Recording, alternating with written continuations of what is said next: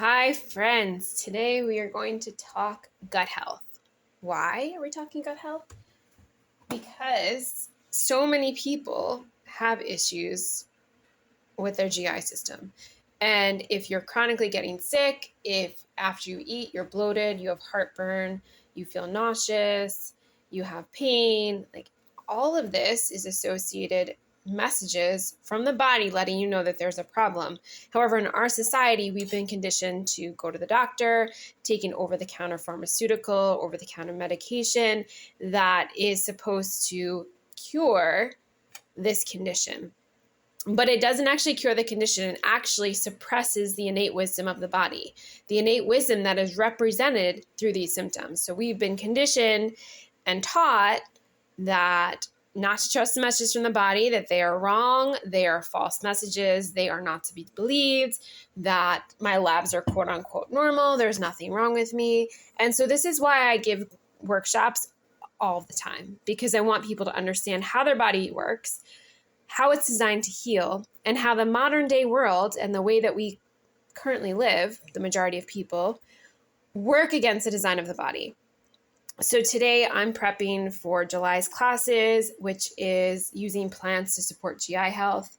Why am I doing that? Because so many people I talk to have GI complaints.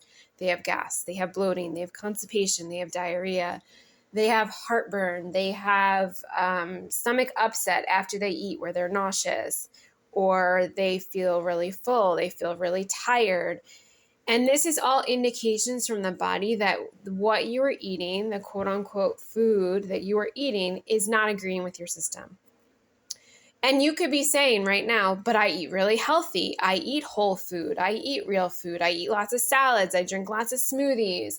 I'm eating the rainbow. And unfortunately, if you are having issues in your system, these things could be working against the design of the body. They could be working against the body. They could be toxing the body out, because a lot of these foods are raw and they're hard to digest. So even if you're eating with the seasons, even if you're not eating processed food, even if you're eating real food, or you've tried all the different diets, I've tried paleo, I've tried carnivore, I'm a vegan, I'm vegetarian, I'm doing FODMAP, I'm doing the SCD diet, right? Like there are so many of them. And again, people try to pigeonhole you that if you have these symptoms or you have this condition, then you should be doing the GAPS diet. You should be doing the FODMAP diet. You should do carnivore.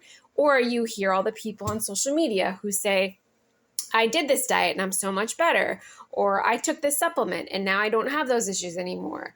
Or, I stopped eating this food and whatever, right? And so it becomes this disorganized system of healing and disorganized system of eating. And I fell into this trap as well. Like I did all the diets. I did SCD. I did carnivore. I did paleo. I did vegan.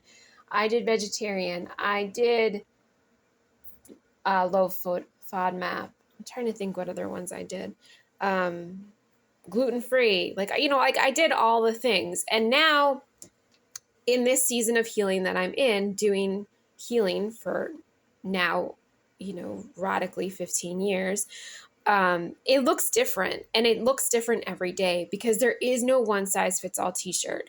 And there are things that I'm doing, certain parts of the healing that I'm dressing on a deeper level, and I can't eat things I used to eat, or the things I was reintroducing, I now have to take back out, or the things that used to work as far as supplements or plants no longer work. And that makes people think, well, it doesn't work. It's not real. So I'm going to go back to taking the Prilosec. I'm going to go back to taking the Tums. I'm going to go back to whatever, pick your poison of whatever is in your medicine cabinet. And, I guess about a month ago, I shared a video of what my medicine cabinet looks like. You will not find any of those over-the-counter medications or pharmaceuticals in my house. There actually are no pharmaceuticals or medications in my home. And I'm actually proud of that. And some people might be like, oh my God, that's so scary. It's not, because everything I have, I'm prepared for whatever comes. And those pharmaceuticals and over-the-counter medications is a Band-Aid, and it's a false sense of security in that you take the Advil and your headache goes away, but the headache's going to come back because you did not address the root cause of why you're having headaches in the first place. And so when I teach classes, it's a multi-pronged approach. It's not just take this plant for this condition. It's a lifestyle shift. It's not a one-size-fits-all t-shirt. It's what are the changes that you are willing to implement? What are the small steps that you are willing to take?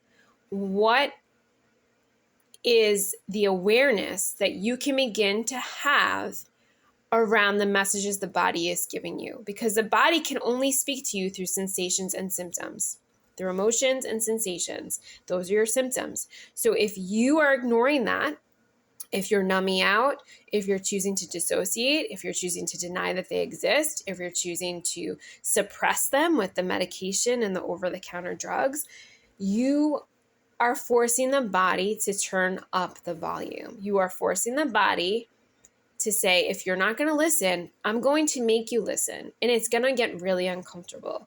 And so the reason I give these classes is so if people have proper education about how the body works, proper knowledge about there is no one-size-fits-all diet, there is no one-size-fits-all t-shirt approach to healing, there is no one magic pill, there is no quick fix, right? And these are things that might upset people who have just started on this journey or who are doing their research. And I get that. I've been there. I understand how frustrating it is. I understand how demoralizing and depressing it can be when you feel like you've tried everything and nothing has worked.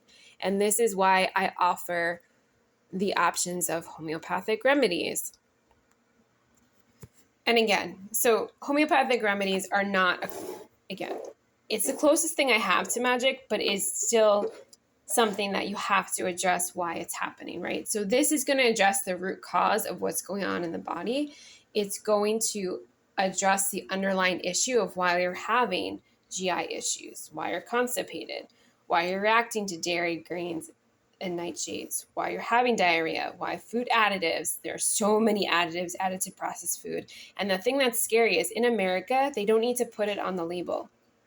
Okay. And a lot of the chemicals and additives that are added can be part of the harvesting process. Like organic grains can be sprayed with Roundup as part of the harvesting process and still have the US organic label on them. Just think of that. Just let that sink in. So I think it's really important to understand that this is a great option. There are no side effects. There are no medication interactions. This is the company I've used for almost a decade. I still do education with them every single month. These are the remedies that I sell at the brick and mortar. However, it's a multi-pronged approach. It's not just a take this thing, right? This is not allopathic Western medicine. Take this pill, come back when it gets worse.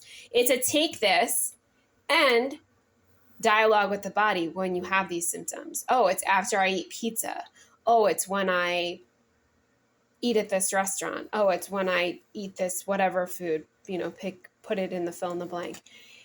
So what I'm teaching people in July's class is how to make simple bitters. And I got away from taking bitters because I don't typically have issues with digesting, but now that I'm doing a deeper level of healing and I'm doing more intense work on my liver and gallbladder, I'm actually needing to take bitters after I eat because I'm becoming nauseous. And that's an indication that I'm not having enough bile flow. That's an indication that there's too many toxins being circulated and the bile needs to be flushed out regularly. So herbal bitters stimulate the bile. It lets the body know like, hey, we're going to eat, or we just ate, send more bile into the system. And it's a natural way to do the process. You can, again, if you're having issues, there's also an incontinence gas one for heartburn and stuff like that. There's also I can't remember what the other one is called. But, again, we have multiple options, right? So I do my remedies, but I also take the bitters. But I also am managing an awareness of when I ate this food, I had this reaction. And it may not be an instant reaction. It could be I ate eggs and 2 days later I had a migraine. 2 days later I had some more excess mucus. 2 days later I had some joint pain. Okay, so it's not always an instantaneous thing of, for me, if I went out to eat, which I don't do, and I got glutened, I would know within 20 minutes, I know if I got glutened, which is why I don't eat out, because even when they tell me it's gluten-free, there can be cross-contamination. Maybe the dishes weren't cleaned well and that dish still had residue of gluten on it. So I'm very, very mindful of that because I do still get a reaction. And because I've been healing for so long, I don't want to set myself back. But again, we're all adults here. We get to choose what's best for us. So I'm going to take you along how to make a very simple bitter tincture recipe. This is the same recipe that I will be making with students in class in July 12th and July 26th in Port Jefferson at Celtic Apothecary. So we have organic citrus bitters. That was from clementines. I added fennel seed from the garden. I added some peppermint from the garden and some dandelion root. These are all things that are easy to access. They are cheap to purchase, right? You could save your peels of citrus like I do and get multi-purpose from the citrus plants. So I dehydrate my peels and I save them. You could grow peppermint very, very easily in the garden. Fennel too grows very, very easily. And the seed of the fennel plant is the medicine. Peppermint, the leaf. Dandelion, the whole plant. But for this purpose, we're using the root. And again, the orange, you save the peels. I save the peels and I freeze them if I am going to can with them because they're very high in pectin. And so I use them in place of using pectin in jam or marmalade recipes. So the last batch that I did, and I've been making this batch for a long time, this label says 21, but I make it pretty much every 6 months, is artichoke leaves, orange, and I think hibiscus and some other things, but it's a little bit more ingredients that are not common. So this is why I chose to do this one for the class, because these are common, these are easily sourced, they are cheap ingredients to source, and they are ingredients that are commonly always able to be found. So what you would do is you would layer it in like I have. You want to have the smallest amount of surface area, so I just crunch it down. My citrus are a little bit big, but I'm okay with that. You do you. You're going to cover the entire dried material with your alcohol of choice. This is not rubbing alcohol. It is either a vodka, a rum, a brandy. I use potato vodka. It is a local vodka. That's what I use. And that is something that I have been using for a very long time, because there is no grain issue. And a lot of people will tell you that even if you have a grain issue, you can use a grain alcohol. There is no grain left in the distilling process. And you know what? I don't want to find out. So I use a potato vodka. Is it organic? No. I have to pick and choose, just like you do, where I'm going to draw my boundaries and create my lines. This is where I'm doing it. So again, quick and easy bitter recipe. We're going to cover this with the lid. We're going to check this to make sure that all the dried material stays underneath the liquid. You might want to shake it a little bit.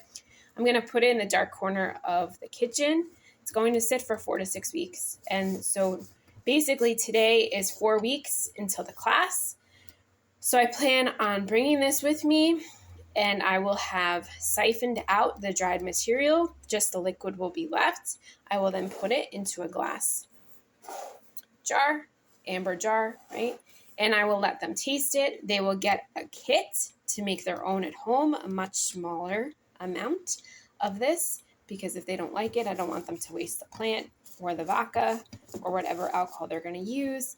And this, what will happen is the alcohol, the menstruum, right, is going to pull the medicine out of the plants. It's going to pull the medicinal quality out of the plants. So you want to be using plants, not fresh, but plants that have been recently harvested. So you don't want to be using old plant material. There won't be a lot of medicine left in this. This is new oranges. The fennel I harvested last year from the fall garden. My dandelion root is a little bit old, but you know what? I'm going to okay with that because root and bark will last longer as dried material. And then the peppermint I harvested last fall. So this is pretty fresh. I don't like to use fresh material in tinctures. Some people will, because it has a tendency to mold more because there's a higher water content. So again, You get to choose how you want to do it, but this is how I do it, and I'm glad to have taken you along today. And here's to you feeling empowered and educated about your GI health.